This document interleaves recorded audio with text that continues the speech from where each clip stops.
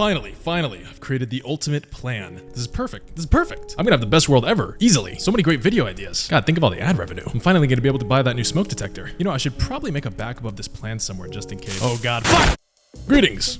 Welcome back to Minecraft. Last episode, I finally completed this massive area here in my hardcore world, wrapping up Project Incipium, the first major project for my hardcore world. I was also visited by a mysterious entity that's secretly been watching me since I started this world and told I needed to begin something called The Plan, and that I would need to construct 3 keys so we could open some door. Don't really know what that was about, and to be honest, I don't really care. What I do care about is probably what you're wondering, which is, what's next? Great question, glad you asked. In this episode, I will be laying out my plan for the future of the world. And here's the deal. I want my world to do one thing and one thing only. Grow. More specifically, I want my world to be one single, extremely huge, multi-dimensional, super mega base. And I don't just mean a bunch of separate locations all connected through the nether. No, I mean one single building, yes, connected through the nether, but also spread out and completely connected through the overworld too. Massive bridges and colossal walls, connecting everything physically. And in the center of it all, I will live in the largest, most impressive, most technologically advanced mega base ever seen in YouTube history.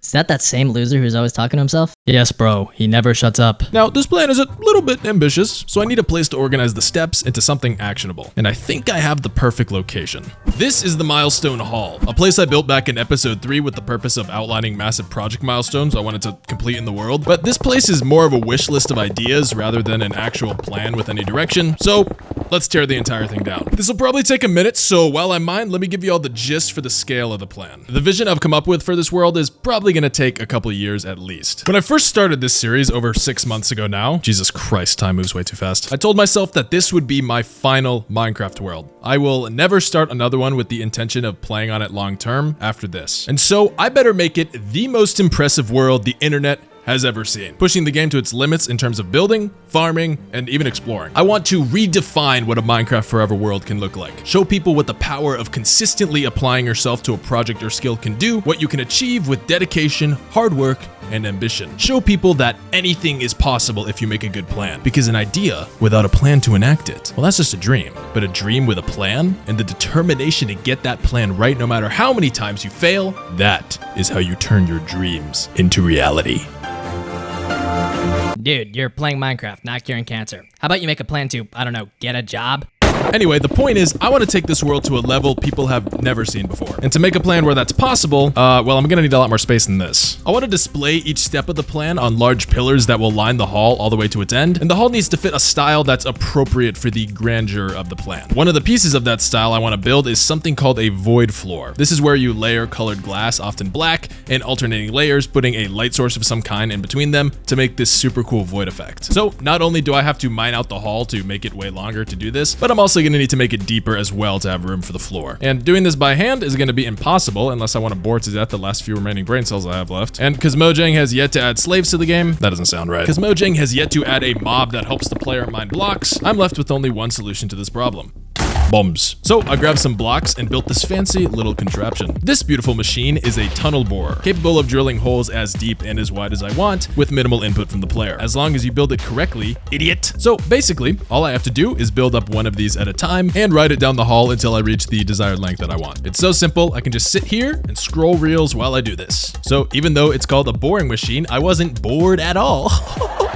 With this strategy, excavating the hall to the size that I wanted only took 10 hours. I know that seems like a lot, but look how big this place is. I'm looking at like 30 hours if I were to have done that by hand. Okay, finally done digging. Now I just need to get all the materials for the hall. First off, let's knock out the block we're gonna need the most of, black glass for the void floor. Since the hall is so long, I'm gonna need about 100,000 black stained glass. Luckily, last episode when I was building this dam, I also went ahead and built a giant squid farm along with it to farm ink sacks for black dye and glowing sacks for glowy stuff. So I have a ton of black dye stocked up to be able to craft the glass with. Now for the glass itself, I headed over to my gravity duper to farm a ton of sand in the end dimension. I set up a basic shulker box loader to package up all the sand I needed. Then once I got it all, I took it back to base and ran it through my furnace array before crafting it into black glass with all the dye and then packaging it up into shulker boxes. Easy. With the hardest block out of the way, next I crafted up a ton of sea lanterns for all the lighting in the hall using my guardian farm. After that, I found a trial chamber nearby and completely annihilated it so I could get a ton of tough blocks, since that's what I want to be the main material for the walls of the hall. Once I got out all the tuff I would need, I went ahead and mined up all the other materials that I didn't really have enough of in storage, like andesite and some diorite, and then got the last couple detailing blocks I would need from my base. Okay, that's everything I think I'm gonna need for the hull, and there is a ton of shulkers I'm gonna have to pick through. Luckily, I have a really good idea to make organizing all this stuff to build the hull as simple as possible. Last episode, I talked about how it was always a pain to sort through rows and rows of shulker boxes whenever I was working on a big project, and I made my first attempt at solving that problem by loading all the shulker boxes that I had a ton of for one item into a shulker box unloader, thereby condensing a big shulker box mess like this into this. And in this episode, I'm innovating on that idea a little bit with the introduction of my very own Cube Loader Machine version 1. I'll call it the CLM for short. This machine uses the same shulker box unloader idea, but condenses it into a single block-wide slice, a component I found in the Storage Tech Discord, originally designed by this guy, so I can cram hundreds of thousands of blocks into a very small footprint. I also have a place to put my supply shulker boxes that I usually keep in my ender chest,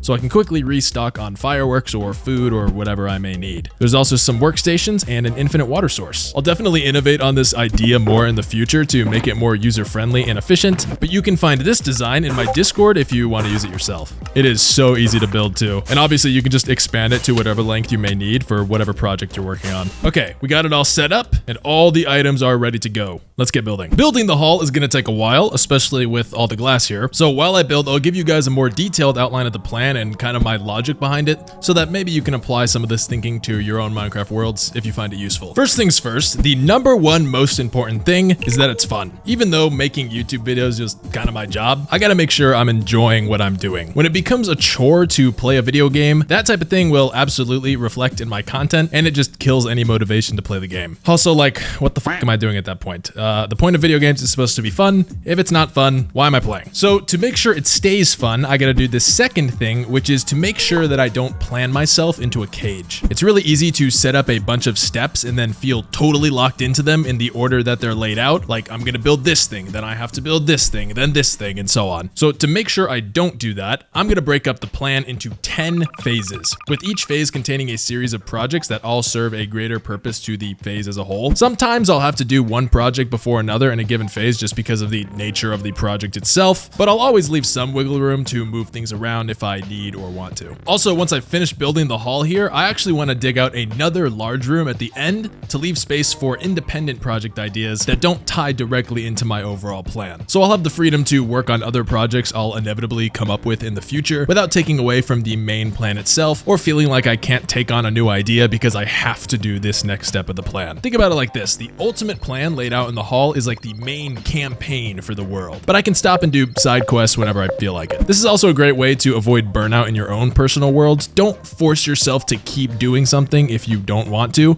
The blocks aren't going anywhere, you can always come back later. And finally, the third thing to remember is that this plan, no matter how grand or extensive it may be, will fail. This is pretty much true for every plan you will ever make in your entire life. You will fail. So my plan, and any plan you or anyone ever makes for literally anything, needs to be able to adjust and adapt to changing circumstances or conditions. For example, in my list of ideas, I had planned to make a really big video on a spawn perimeter for my world. If you don't know what that is, basically in Minecraft there is a roughly 500 square block area around your spawn that are designated as the spawn chunks, and they hold the special property of always being loaded in. You could be millions of blocks away at the world border, and these chunks would still be loaded in the background, contributing lag to your world. So I plan to turn them into a perimeter, which is where you blow up all the blocks using TNT bombers, which essentially removes the lag that they cause since there's nothing to be loaded anymore. But Mojang just announced in a recent snapshot that they're removing the spawn chunks as a concept entirely from the game, which means this video idea is completely useless now. So all that to say, some of the projects I lay out in this video may never see the light of day based on changes over time. I might scrap them, I might combine them with another video, anything could happen. But there's one possible change that could happen at literally any time that I bet a few of you have already been wondering how I plan to deal with, and that is death. I am in hardcore mode, so what will I do if I die in this world? Well, the answer is pretty simple. I've decided to make my hardcore world a little different than most. If I die, instead of the world being deleted, what's gonna happen instead is I'll just respawn in survival mode. But there's a catch. I will have nothing in my inventory. And no, not just my player inventory, but literally every inventory, everywhere in the entire world. Every chest, every barrel, every hopper, every container in the game that can hold items, yes, including my ender chest, will be completely wiped clean. This will wipe out all the blocks and items I've collected, millions of building materials, countless diamonds, all my netherite, everything. With the only exception being items on armor stands or in item frames. This will destroy my storage system as it uses item filters, obviously, to be able to function, and it will break most of the farms in the game that require a comparator and like an inventory of some kind to be able to function, essentially crippling the infrastructure of my world. And if that wasn't enough, when I respawn, I will be in a random location in a circle with a 15 million block radius away from spawn, trapped with no easy way to get home. And I won't just be able to kill myself and respawn again at the normal spawn. No. This spawn, 15 million blocks from the center of the world, will be set to my default world spawn, with the only way to change it being by reaching the center of the world and resetting the spawn manually. So while dying won't completely wipe out the world, destroying this entire plan I'm about to lay out, it will be a severe setback, taking potentially weeks to get back home and then fix everything and build up all my supplies again. So I'm still very much incentivized not to die. I'll also make a tribute to the day count I made it to before I died as a memorial of some kind, showing off how much I was able to accomplish before my first death. Playing this way also incentivizes me to store my more valuable items like my tools, armor, diamonds, netherite, and even emeralds now, since Mojang have pretty much destroyed overpowered raid farms in their physical block forms. But anyway, those three things are the most important things to remember for a plan of this size. Keep it fun, don't turn yourself into a slave to the plan, and don't feel like you can't make any changes. All right, I'm pretty much done with the hall now. I built up the pillars that will represent each project, and I've filled in red wool here along with this red banner that'll change to green every time I finish a project. So we can get a quick idea of how far through the plan we are with just a glance down the hall. And the hall turned out fantastic. This looks sick.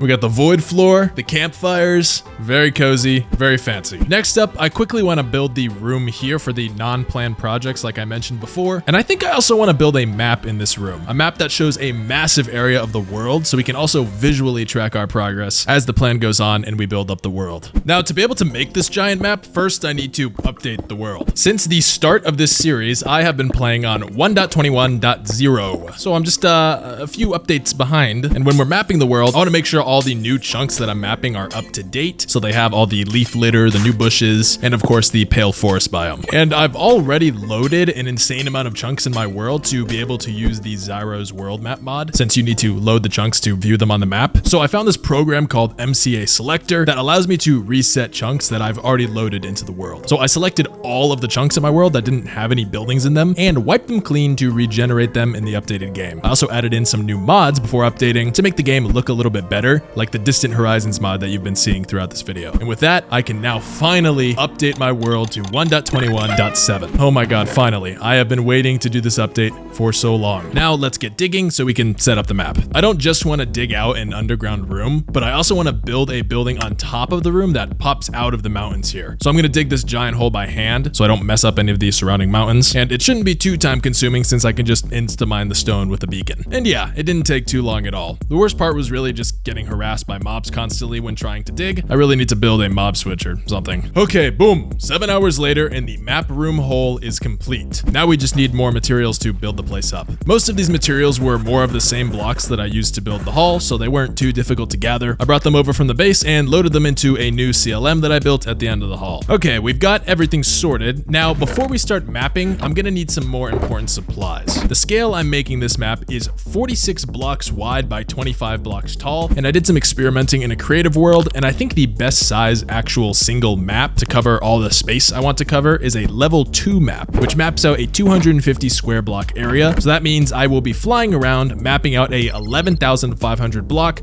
by 6,250 block rectangular area. And if I were to do that with just one elytra, well, this is gonna take an eternity having to constantly repair it. So let's grab as many extra elytras as I can in the end. I'm thinking about 10 or so should be good enough with mending and unbreaking. So I headed to the end dimension, and with the Distant Horizons mod I just installed after updating, I could see everything from thousands of blocks away, making the elytra hunting pretty easy. I just put a red block on the ships that I already looted so that I would know not to go back to them. And while I was exploring, I also came across this huge end city. I don't think I've ever seen an end city this big. Wow! After a bunch of exploring, I got all the elytras that I needed and went back to base base to enchant them with mending and unbreaking. Now all that's left to do before I start the mapping process is craft up the 18 stacks of maps that I'm gonna need. There's just one little problem though. I have no paper and no sugarcane, so I can't craft the maps. Great, should have thought about this earlier. So I set up some sugarcane to grow next to my already built mini sugarcane farm and decided I'd at least start building up the map room before leaving the sugarcane farm to run overnight, and I made some pretty good progress building up the floor and the walls and support beams of the room. Then after farming up all the sugarcane I would need overnight and crafting up all the maps, it was time to begin the process. Now I know this map seems insanely huge, and it is, but the strategy I came up with for filling out the maps actually made this a pretty smooth process. Basically, I started in the middle of where I want the center of my world to be. This is where I'm going to build the center portion of the overworld side of the mega base. I chose this location for two reasons. One, it's about halfway between the two major establishments I already have in the world, my main starter base that I've had since the beginning, and the statue of myself and the dam down at the southern frontier region of my world. And second, it's a desert biome. I really hate rain in Minecraft. I think seeing it's ugly. I don't want to see it on my screen, so I wanted a place where I would never have to see it at all. So I mapped out the center here on a level 2 map, flew to the right, mapped out another map, and then so on and so forth in a straight line until I mapped out the center line of the map. I've probably said the word map like 100 times in the last 5 minutes, but then I just repeated this process, zigzagging back and forth, mapping out one map at a time, and making sure to keep the maps organized in the order that I mapped them, so I could easily slot them into item frames. And it was basically just rinse and repeat from there, just grinding out that process until I had the entire map filled out. Took about 2 real-life days, but the process was pretty chill and mindless. And then finally, after all that grinding, I flew back to the hull, and look at how many Distant Horizons chunks we've generated. God, this mod is sick. I filled out all the maps into their frames, and the full map of my world was complete. Maps are pretty laggy, so my frame rate is dying, but it looks awesome. And basically what I'll do is every time I complete a project, I'll come here and then take the map for wherever that project is, update it, and then slot it back in. So the entire map will just gradually be updated over time. Now all that's left to do is finish up the map room. I was a little limited on ground space to display the projects, so I decided to build these kind of glowing windows with signs on them that I could edit all around the room, even in places that I couldn't reach. And my idea is to use the new Happy Gas to be able to reach these signs as I need to. So let's go get one. How do I even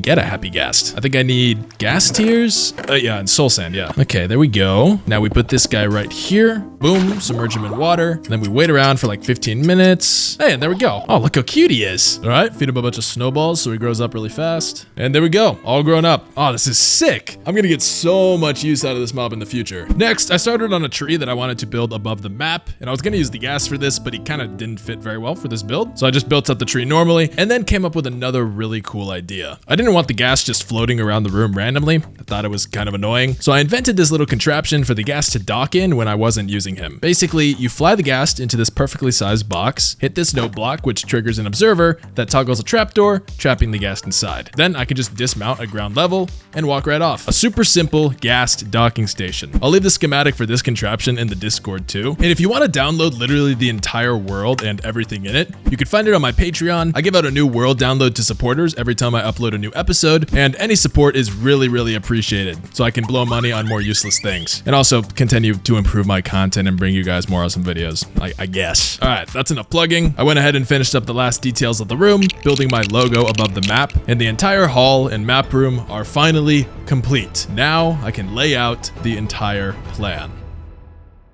I mentioned at the beginning of the video that I want my world to do only one thing: grow. And the core of that growth will be the cross-dimensional super base. A base so unfathomably large that it will seem almost impossible to ever complete. And that is the whole point. If I want this to be a forever world, it only makes sense that I have a project at its core that will take forever to complete. The base will consist of 3 pieces, one for each dimension. The Nether Nexus, which will be the smallest of the 3, and will be the center of transportation for my world, connecting every location with an advanced piston bolt network, and connecting every nether-based factory and mining operation as well. The second piece will be Finality Station, a space station in the end dimension so big that it blankets the entire center void where the main island is. This station will be used to house various complex farms and machines that I can use to further expand everything else in the world. And then finally, the third piece will be the Imperial Capital in the overworld. Although the entire capital will be a lot more than just a super base piece. In its center will be the main super base component, a massive massive spire reaching all the way to sky limit, where I'll mainly live and where I'll build my new storage system. This will only be the center core of the capital though. Stepping out from the spire will be 8 bridges for each cardinal and intercardinal direction, stretching thousands of blocks each way to the border wall of the capital. This hexagonal wall will contain everything I build in the overworld, including the 2 major settlements I already have. And yeah, this idea is going to be a very long journey to be able to complete, and to be honest, I don't know if I ever will, but that's not going to stop me from trying. And it all begins here in phase 1, the ultimate storage. Obviously, I started this world before fully fleshing out this plan. I've been kind of building it up slowly in my head since the beginning, but I didn't really have a clear picture until the end of my last video, really. So this first phase will be for polishing a lot of the things I've already built in this world and laying the groundwork to get myself the tools necessary to take on the rest of the plan. And the phase will end with the completion of a brand new storage, one that's way faster and more advanced than the one I currently have back at base. I don't want to spoil the exact details I have for every video and project I plan on doing for each phase. We'd be here kind of all day if I did that. So I'll just give you guys the fancy code names I came up with for each project and what the purpose of each phase will be. Phase 1 will begin with Project Upgrade. You can probably guess what that one entails given I just updated my game. But yeah, I want to get my hands on everything the new updates have to offer. Then after that, we have Project Gargantua, Axe Crusher, Flying Whale, Township, Stardust, Immortal Shield, and Chunk Swap. These projects are where the polishing I mentioned will take place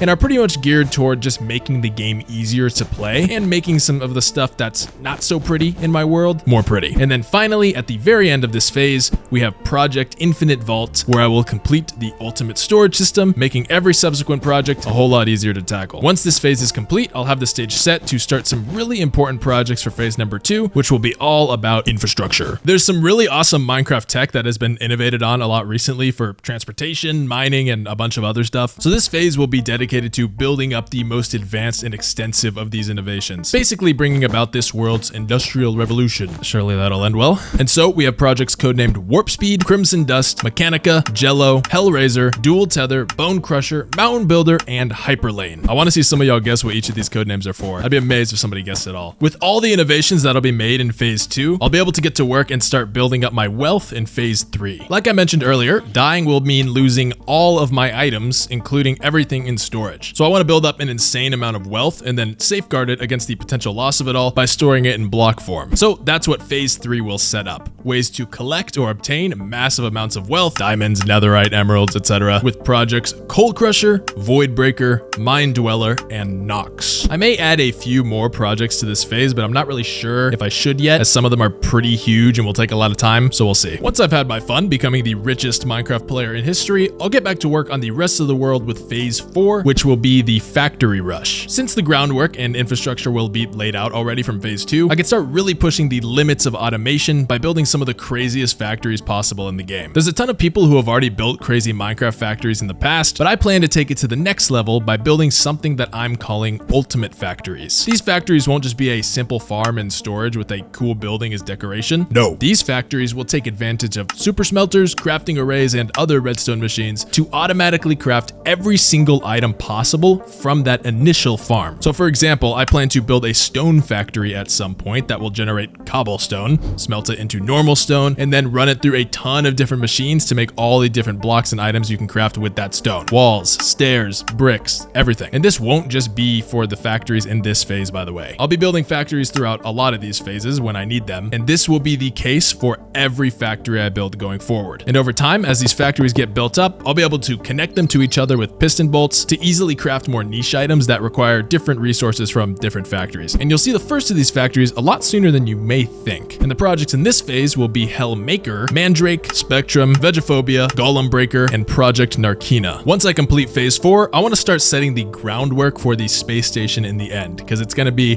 huge. So phase 5 will be pretty short, but very important for that goal, containing some of the most important projects for the super base as a whole. And these projects will be Project Island Blaster, Beambringer, and Project White Sands. When those are all complete, I'll jump into phase 6, where I plan to fully complete the first of the 3 central pieces with the Nether Nexus. I want to fully finish this one first, since the Nether will be so commonly used for fast travel around the world, and this phase will be relatively brief too in the grand scheme of things, with only 4 projects: Aurum, Snowshard, Hell Cleanser, and finally Nexus. Now, after phase 6, things start to get a little blurry. I only have 2 projects written down right now for phase 7, which are Projects Pax Aurora and citadel, but since this is so far in the future, the chances of things changing or not going initially as planned by this point are pretty much 100%. So the goal for phase 7 will be to complete the spire at the center of the Imperial capital. But the scale of the base I want to make in the center and the ideas I have are so grand and extensive and pretty vague at this point that I literally cannot even begin to theorize as to how I will accomplish it or what it will look like when I start working on it. So while I have pretty much no idea how phase 7 will go in detail, I do know that it will be dedicated to that spire. And the reason I'm putting it so far in the future is because by this point, I should have billions of items stored and so many farms and factories that material gathering will be essentially an inconvenient creative mode, making the building of these massive structures way easier to complete. Now, even though I have no clue what the details of phase 7 will look like, I do still have the goals for phases 8, 9, and 10 planned. But because I don't have the details ironed out or any specific projects planned for them yet, I'll leave them out of the hall now. I'm also kind of out of room. But phase 8 will be dedicated to completing the massive border wall surrounding the Imperial capital. This build will be the greatest wall Minecraft has ever seen and is such a big project that I may honestly start this phase way sooner than even a lot of the other projects I have planned. I'm thinking it will probably be more efficient just to chip away at the progress of this project whenever I feel like it, instead of dedicating a massive chunk of time to only building it and nothing else. Because doing that seems like a perfect recipe to burn myself out and never finish the project. But after that,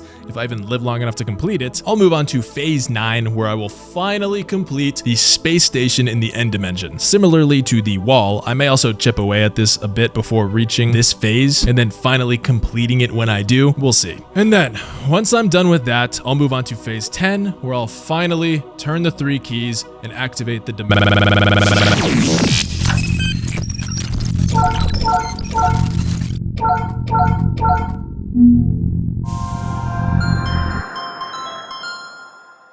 And then after that, well, who knows what I'll be doing. Now, to tie everything together for the world, let's put a building up top here. And inside, I'll set up some factions that I want to have kind of represent different parts of the world. I'll build it mainly out of tough blocks because I want it to look very sturdy and dense, almost like a fortress of some kind. But I don't want to do normal stone because the stone colors would kind of blend with the surrounding mountains. I flattened out a little outside area in front of the building and built a small path heading towards the valley. In the future, I'll definitely build one of my projects in this area. While I have a ton of projects planned out, obviously, I haven't predetermined their location, so I can kind of pick and choose wherever I want each thing to be. And I kind of want to spread everything out enough to populate the entire area in my world, giving me reasons to travel around instead of, just building everything on top of each other. I also built up a little watchtower here that looks over the side of the mountain. Just a cool little extra detail, and we get a really nice view. And then inside the building, I built some water column elevators as an entrance and exit to the map room down below. Then I set up a fireplace against the south wall to keep the room warm since we're so high up in the mountains. And to further sell the warm vibe, I'll build these big white quartz pillars that are kind of lining the room, and they nicely contrast with the cold hard stone of the building itself. They also put a little more emphasis on the middle of the room, which is where I'll build this big long meeting table, and here's where I'll dedicate a seat to each faction of the world. These factions are merely meant to be kind of like symbolic, just to represent different regions or purposes of a given area where you may find their banners. First off, we have the banner for the southern frontier, which is the region of the world we are currently in. Then we have the northern territories, which will obviously be on the northern side of the world, near Spawn. I haven't really decided exactly where the location of this region should be yet, but it'll be somewhere up there. Then we have the Nether building group for all the projects located in the Nether dimension, Ultimate Manufacturing for the farms and factories in the world. Then we have End Pioneering for projects in the End dimension, the Outposting Guild, the group responsible for building up the supply outposts that I want to scatter around my world, which I only have one of right now in the castle of the base inside of my statue, but I'll build more throughout the series. Then of course we have the White Cliff Technologies Corporation, responsible for all things machinery and technology related in the world. And then unifying all of these factions under one banner is the Wilds Empire. That's me. And these banners will be littered everywhere since I own everything in the world. And with some final details and touches added to the building, the ultimate plan is complete. Will I be able to complete it and bring my grand vision into reality? Well, I better if I want to make any money. So subscribe to the channel so you can keep up with the series and laugh at me if I die and lose all my shit. See ya.